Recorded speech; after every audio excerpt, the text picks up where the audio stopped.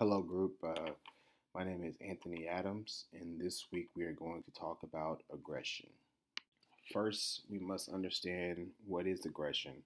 I feel like this picture that's in the background is a perfect example. I don't know, a lot of people are familiar with The Simpsons, and as you can see, Marge and the kids in the background are responding to Homer, just looking at him being aggressive towards Bart Simpson. So, what is aggression? According to the text, aggression is intended to harm another individual. Aggression behavior can include starting a rumor, the use of certain words, or not helping someone. Aggression is one of the most disturbing aspects of human behavior. Social psychologists have to ask what aggression is and how it is defined. Aggression differs by gender, culture, and individual differences. Aggressive behavior come in many forms. Based on the relative deprivation theory, we propose that people low in socioeconomic status will feel at a disadvantage and would elicit aggressive responses. So as you can see, there's two forms of aggression that we use that we've defined. Proactive is aggressive behavior whereby harm is inflicted as a means to desired, and this is also called instrumental aggression. Reactive aggression is aggressive behavior where the means and the end coincide. Harm is inflicted for its own sake. Another way to define proactive aggression is this is the type of aggressive behavior that harms someone for personal gain or self-defense. Aggression will not occur in the individual if the individual feels the goal is easily obtainable. So, this made proactive, it's a bad thing because you're aggressive, but it can be a good thing because, as it said, you are defending yourself. So it's also a form of self defense. Reactive aggression is the impulsive type of aggression, usually in the heat of the moment. This is typically described as an emotional type of aggression. This is the type of aggression that can also be done in a calm manner. This means it can be planned aggression. So sometimes another way to describe aggression is sometimes failure to act is also aggressive if the intention is to harm someone. I feel like reactive aggressiveness is what a lot of people display today. A lot of things you see on the news is because how people react. They don't take the time to think; it's just react. It's heat of the moment. Now let's look at some of the aggression that differs in culture, gender, and individual differences. Aggressions vary by culture, subcultures, and specific groups. The United States has decreased in violent crime rates, but yet we are still one of the most violent countries in America. The murder rate, countries in the world, sorry, murder rate is high for countries industrialized and has political stability. Poverty, drug trafficking, and having guns available, social unrest attribute to high crimes in Central America and other third world countries around the world. If you look at individualistic cultures, values individualistic cultures value independence, autonomy, and self-reliance, has a high rate of aggression. Collectivist cultures, they have social harmony, cooperation, and interdependence, has a lower rate of aggression. The United States also, when you talk about forms of aggression, how it's portrayed, is usually gun related, involving someone entering a public place. As you can see in the news, this has happened so many times. Um, in Eastern Europe, Africa, and the Middle East tends to be group attacking another group, usually for political or tribal or religious disagreements. Bullying is also a form of aggression. Bullying, this can be done physically, sexually, or emotionally. Bullying is intentional harm that is repeated and involves a power imbalance. In East Asian cultures, bullying usually involves a group attacking a single target. In the United States, this tends to happen on the playground between kids who might not know each other. Cyberbullying is something that's prevalent nowadays, and that's bullying through social media with the use of technology. If you look at this continued, if you look at gender, is one thing is known due to research: men are more violent than women. 90% of the murders in the United States were males. 70% of the victims were males. Males are typically more physically aggressive than females. Females are more likely to feel anger than males, but would not act on it. Males are more likely to engage in overt aggression, while females engage in direct aggression. That just means, females usually, according to research, start rumors and things like that. That's how they act out their aggression. Males are more physical. Some individual differences. There are 5 personality traits that aggressive people tend to have. That's agreeableness, conscientiousness, openness to experience, extroversion, and eroticism. Individuals with type A personality tend to be aggressive because they are out to prove themselves and have a narcissistic personality. It says it shows on the slide the dark triad is just another characteristic is a set of 3 traits that are associated with higher levels of aggression: Machiavellianism, psychopathy, and narcissism.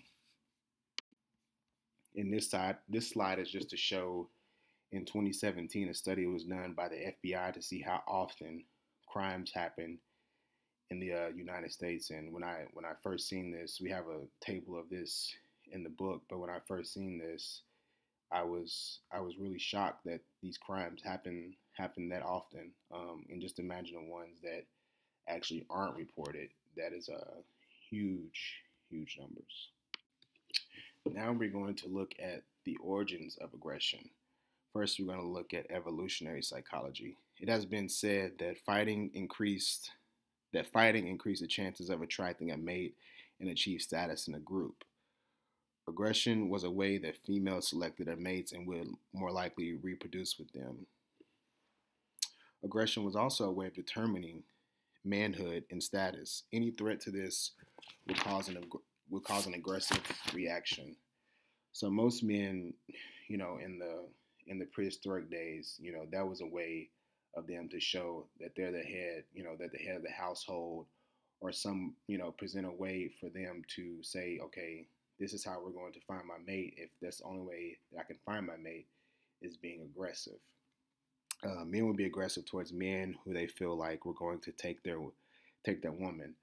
I think this is some behavior that is still prevalent in today's society where men may feel threatened by other men, trying to talk to the woman, which, in return, causes an aggressive reaction. Women have a tendency to be aggressive maternally to protect their children. And this is something, that happens today.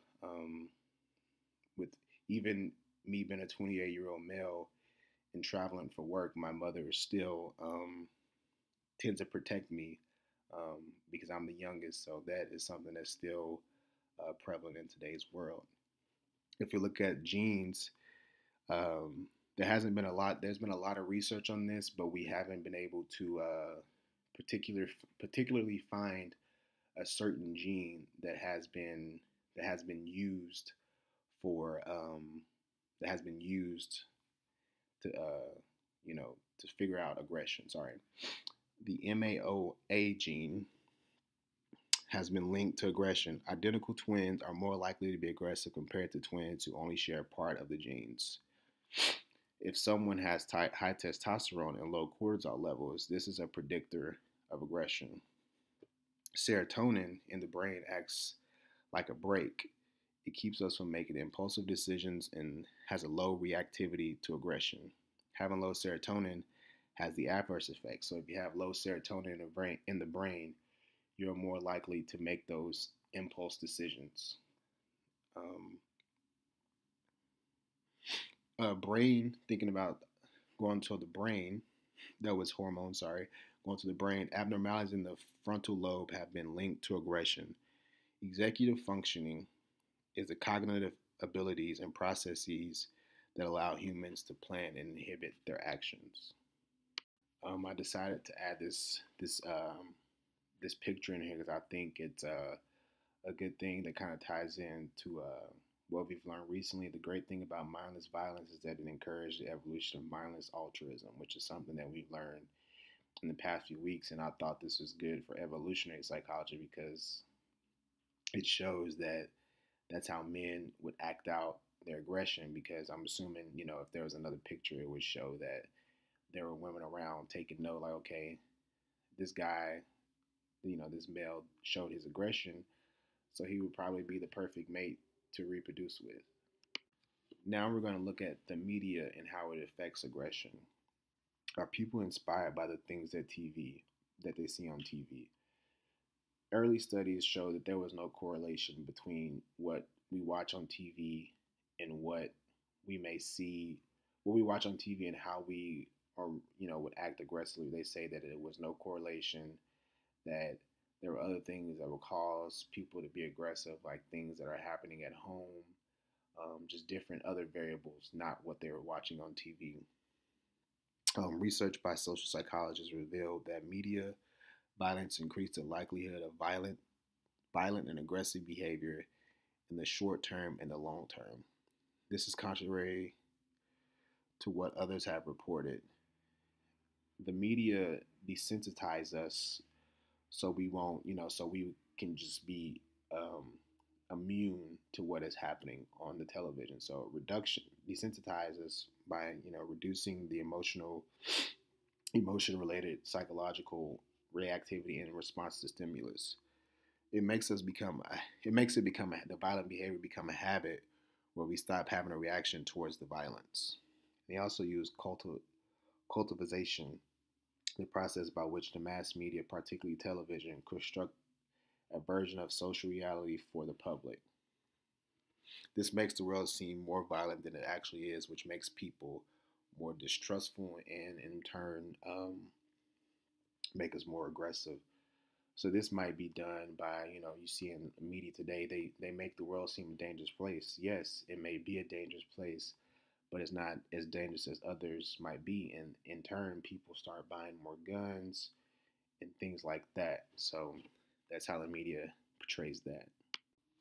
Now we're going to take a look at some of the ways we can reduce aggression and violence. This is not something that we can totally eliminate, but this is definitely something that we can reduce. So we're going to look at things, thoughts, feelings, and self-control, socio-cultural approaches, and programs to prevent violence and bullying.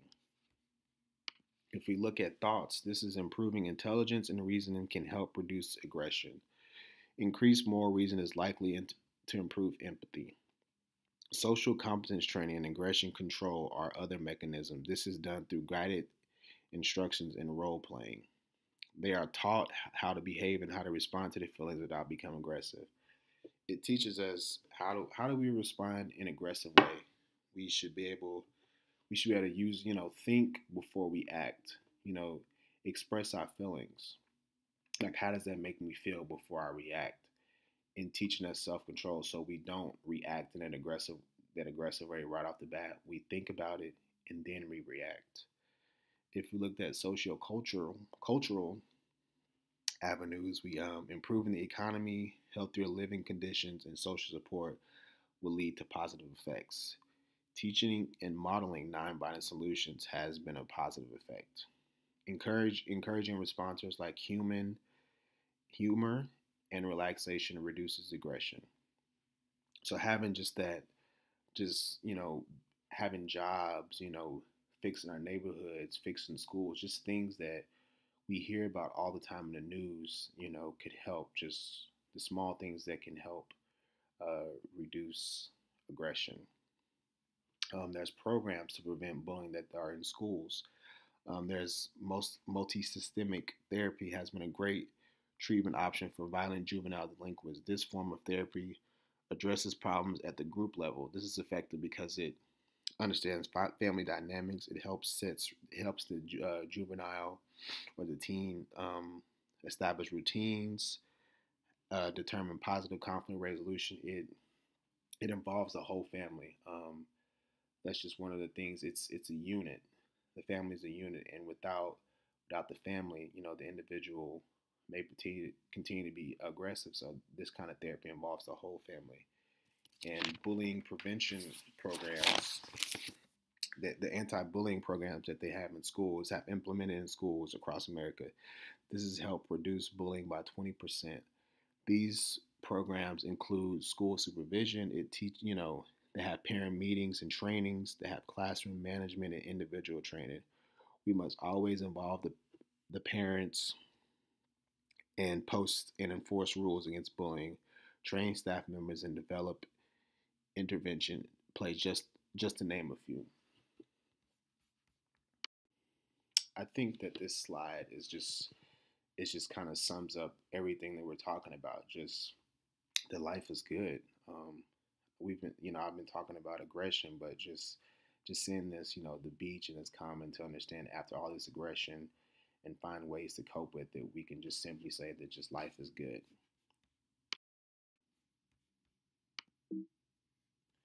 And the two questions I have posed: how has the Bible taught us? How's the Bible taught us about how to deal with aggression in a Christian manner? And two, how does individualistic and collectivistic cultures differ in terms of aggression? And that's the end of my presentation. Thank you.